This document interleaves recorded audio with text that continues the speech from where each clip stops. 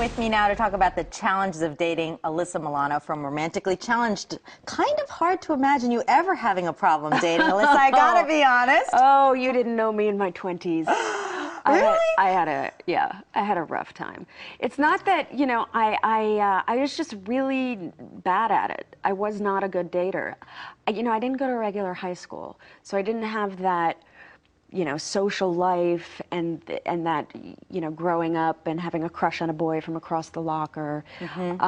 So I didn't really know how to socialize, kind of socially inept still to this day, although I put on a good act. I don't know. And then in my 20s, it just, I would date a little bit and then hate it and then just get into a relationship because I didn't want to have to deal with dating. So you have a lot of experience to draw from. Oh yes, I have far too much experience to draw from in that department. Yes. Okay, so this show, for those that may have not caught it yet, is about four friends that seem relatively normal outside of the dating world, right? But then when they get into the throes of dating, they kind of get a little crazy, right? Yeah, I mean, it's about a lot of things, really. I mean, the core of the show is about a group of friends that are totally functional with each other. And then as soon as they step out of their circle of safety, they become completely dysfunctional. And it's also, the show is about taking a humorous look at what people have to go through daily to try to find someone they're compatible with. Oh yeah, Lord, yes. Put some humor into dating. We all need it, right? And there's humor already in dating, just sometimes it's hard to see while you're actually in it. But when you look back, you go, oh yeah, that was pretty ridiculous. Absolutely. So now your character, Rebecca. Tell us a little bit about her. Now, she's a lawyer with a 15-year-old son, is that right? She's a lawyer with a 15-year-old son. Yeah, she's recently divorced. When we first find her in the show, she's only been divorced for 6 months. Okay. And her ex-husband is getting remarried. So that sort of propels her into the dating world for the first time ever.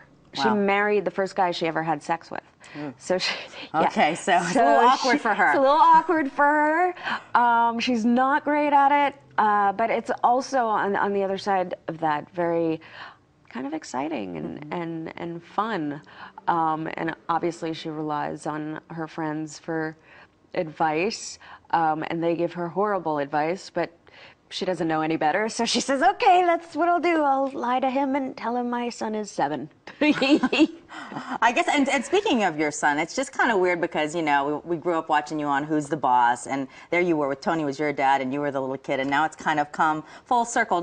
Your son's not quite as young as you were, but how is that for you to be on the other side now? It's really cool. I mean, I think, I'm going to be 38 this year, so it would make sense that someone who got married to the first guy she slept with had a child at a young age. Yeah, 23-ish. Yeah, to me it makes more sense to have a child that age than if I was married for 15 years and had like a 6-year-old. That doesn't make sense to me. And also, Ricky Blitt, who's our creator showrunner, he comes from Family Guy and he wrote for Politically Incorrect, and he's got a very edgier humor,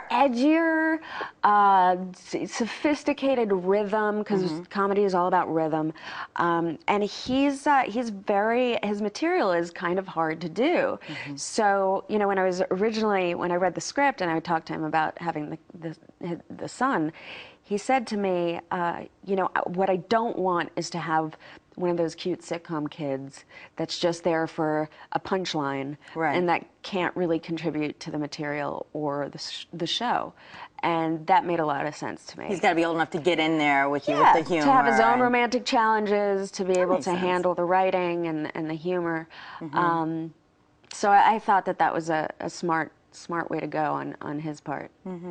Now, you've just gotten married, and how's that going, right? So you've got all these feelings to draw from, maybe not dating, but all these romantic things going on. Yeah. Congratulations. Thank you so much. I had the most beautiful wedding day, and it was August 15th, so we're not married a year yet. And he and I were friends for years beforehand, so I always say that he asked me to marry him because he never had to date me.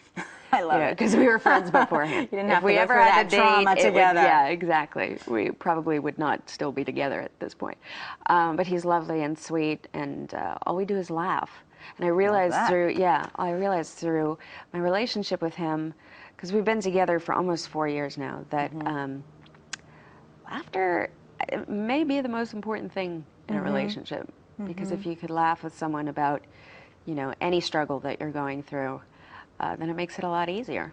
Absolutely. It sounds like you guys have a really nice life together. You live outside of the city, right? Yes. Try to keep business here, home life there, and all these horses? Can you tell us about that? That sounds wonderful. We live about an hour outside of Los Angeles, which I love because it's not, you know, it's real life. I get to go to the store and not worry about being shot by paparazzi or, you know, any of that stuff. And how nice is that for you? Because you've been in the business, like we said, since you were 8 years old, 30 years now. Instrumental to my sanity. Yeah.